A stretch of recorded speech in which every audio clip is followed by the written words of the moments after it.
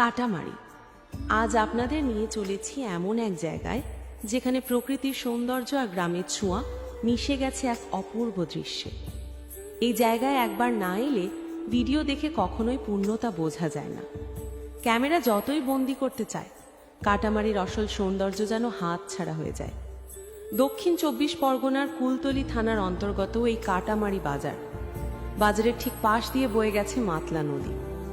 নদীর ঘাটে সারি সারি টুরিস্ট লঞ্চ, কৈখালি আর কাটামারি যাত্রীদের আসা যাওয়া, আর মাতলার মৎস্যজীবীদের তাজা মাছ আর চিংড়ি নিয়ে ব্যস্ততা, সব মিলিয়েই তৈরি হয় এক অনন্য দৃশ্য। নদীর হাওয়া, লঞ্চের শব্দ, মানুষের চলাফেরা আর গ্রামের নিত্য ছন্দ, কাটামারি যেন নিজের মতো করে বেঁচে থাকা এক শান্ত সুন্দর প্রাণবন্ত জায়গা।